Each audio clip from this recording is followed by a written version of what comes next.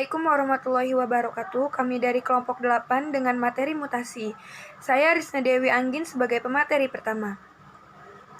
Mutasi. Istilah mutasi pertama kali dikemukakan oleh Hugo de Vries dalam bukunya yang berjudul The Mutation Theory pada tahun 1901. Mutasi adalah peristiwa perubahan dalam informasi genetik yang dialami oleh suatu individu.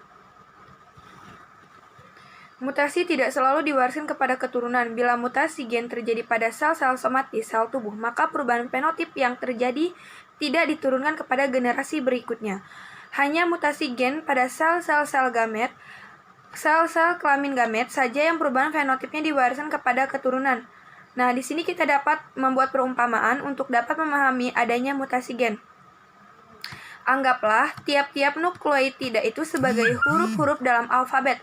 Huruf-huruf tersebut akan menjadi satu kelompok sebagai mesin kimia sel yang berfungsi menginstruksikan untuk membuat protein khusus. Satu persatu huruf akan tersusun dan membuat suatu kata yang mempunyai arti khusus.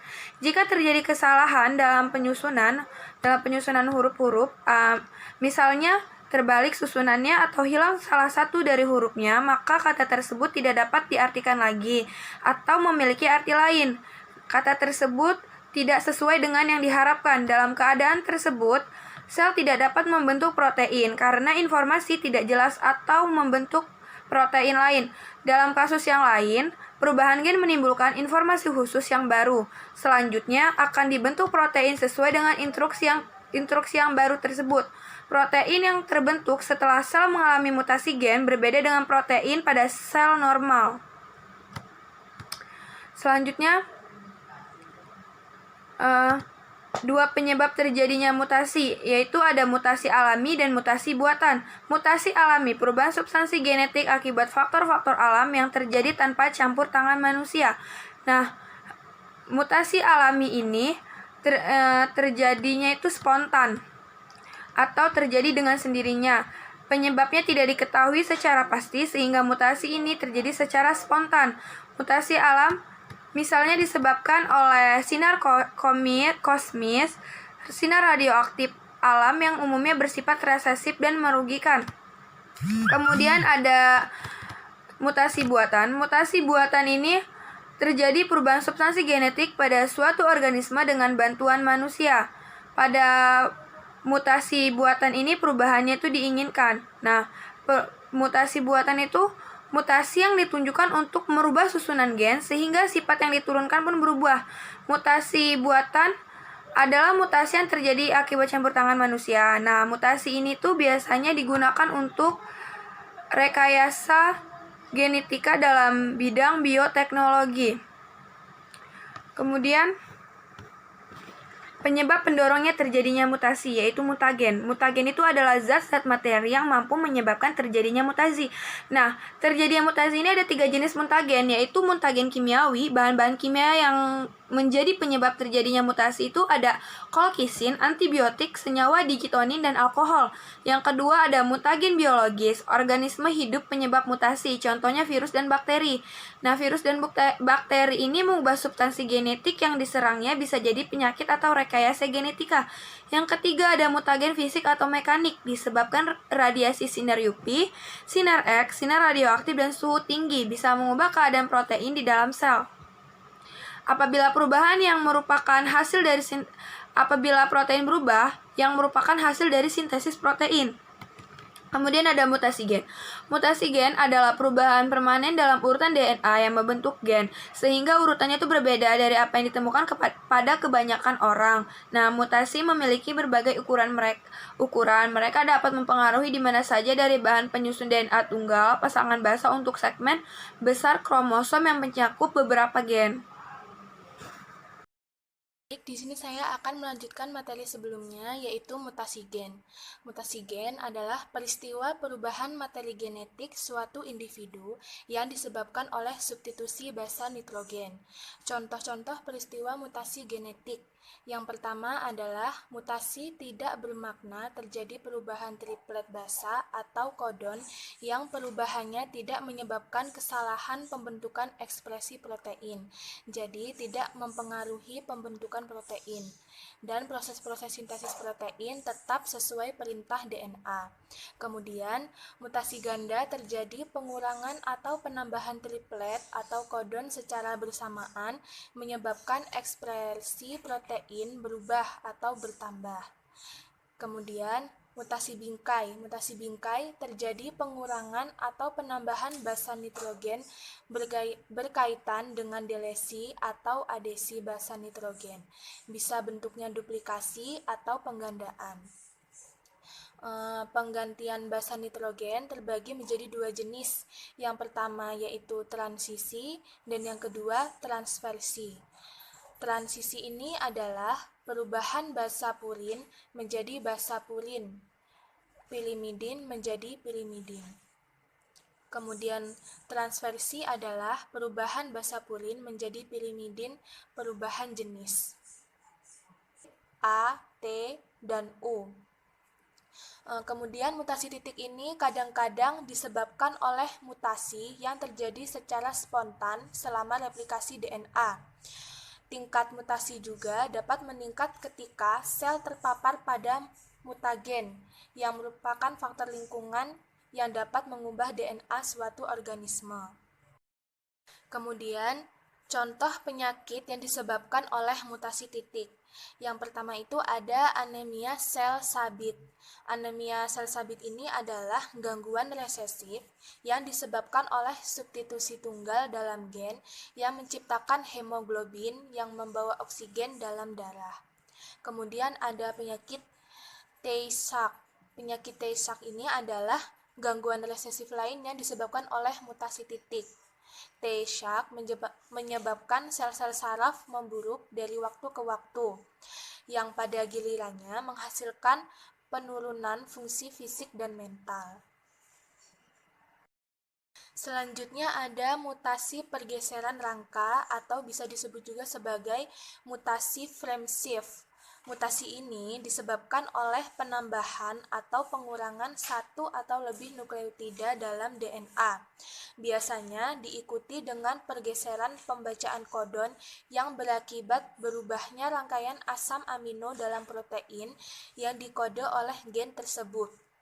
Frame shift dibedakan menjadi dua, yaitu delesi basa tunggal dan insersi basa tunggal. Delesi basa tunggal terjadi bila satu nukleotida keluar atau hilang dari rantai DNA. Sedangkan insersi basa tunggal terjadi bila suatu pasangan nukleotida menyisip ke dalam rantai DNA.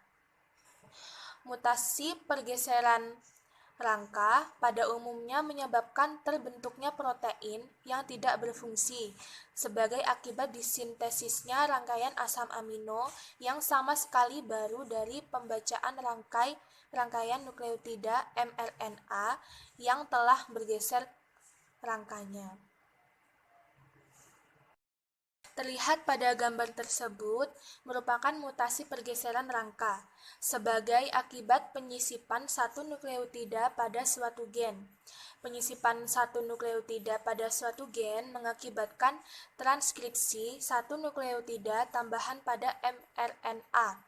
Ini mengakibatkan pergeseran kerangka ketika kodon-kodon dibaca selama berlangsungnya translasi, sehingga semua kodon setelah menyisipkan menjadi berubah dan semua asam amino yang disandingkan menjadi berubah pula. Mutasi pergeseran kerangka sebagai akibat delesi satu nukleotida pada pokoknya akan mempunyai efek yang sama. Kemudian selanjutnya ada mutasi kromosom. Mutasi kromosom itu mutasi yang disebabkan karena perubahan struktur kromosom atau perubahan jumlah kromosom.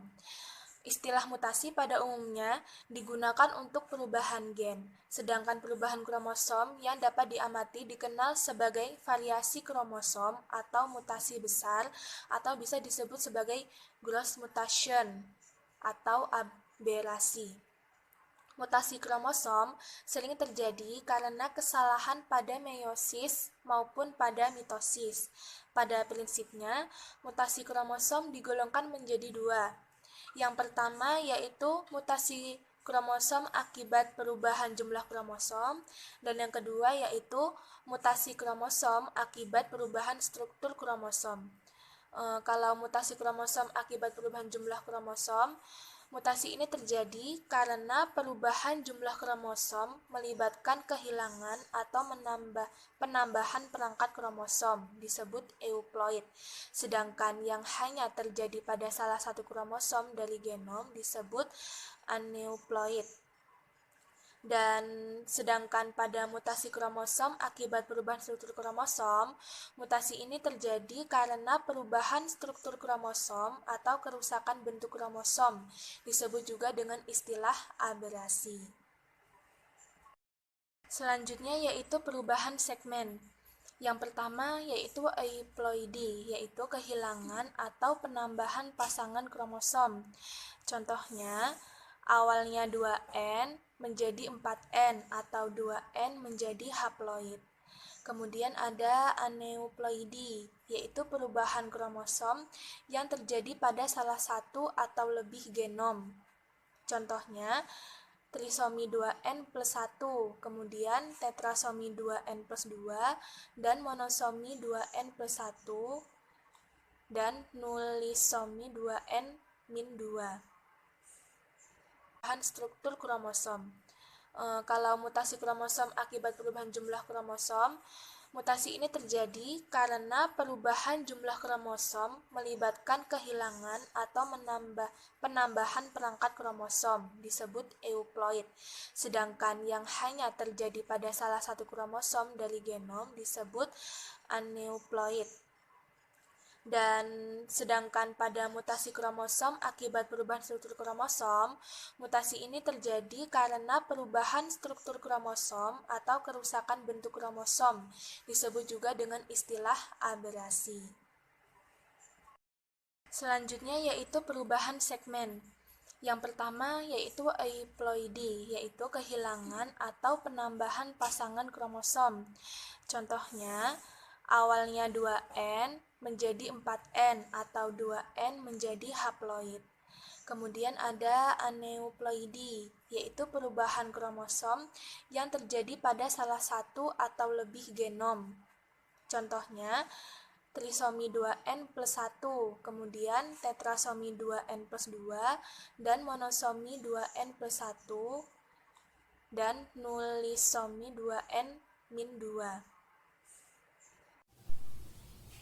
Saya akan melanjutkan materi dari mutasi genetik, yaitu perubahan segmen. Perubahan segmen terbagi menjadi dua. Yang pertama ada euploidy, yang artinya kehilangan atau penambahan pasangan kromosom.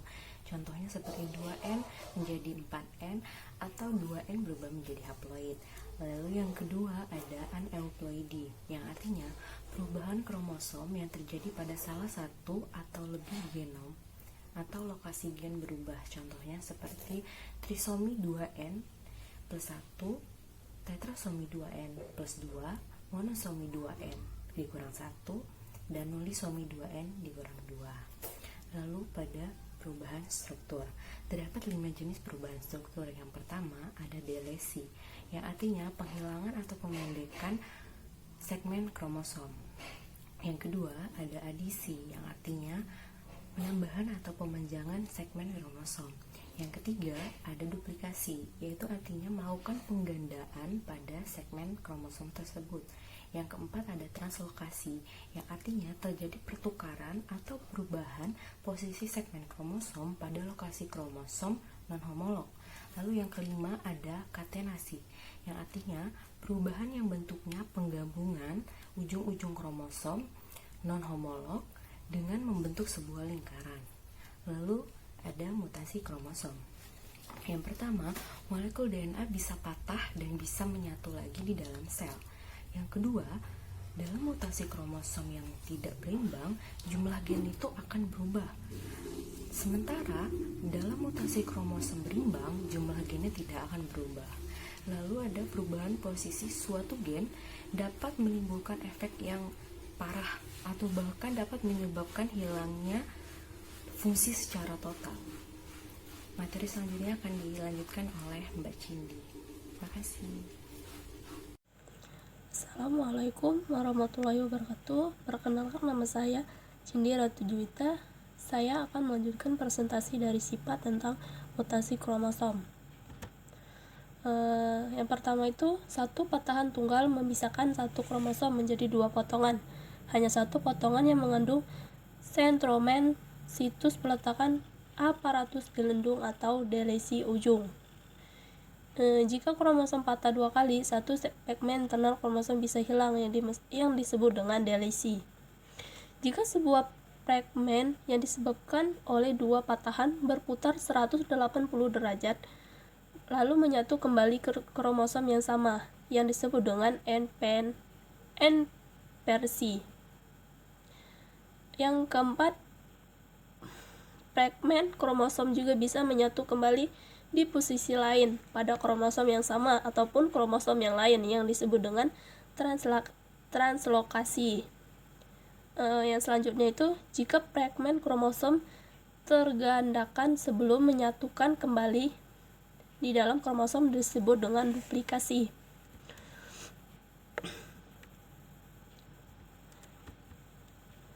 Mutasi genom, perubahan jumlah kromosom. Ada 5. Yang pertama itu dalam sel, proporsi kuantitas DNA dan sitoplasma memungkinkan regulasi optimal metabolisme.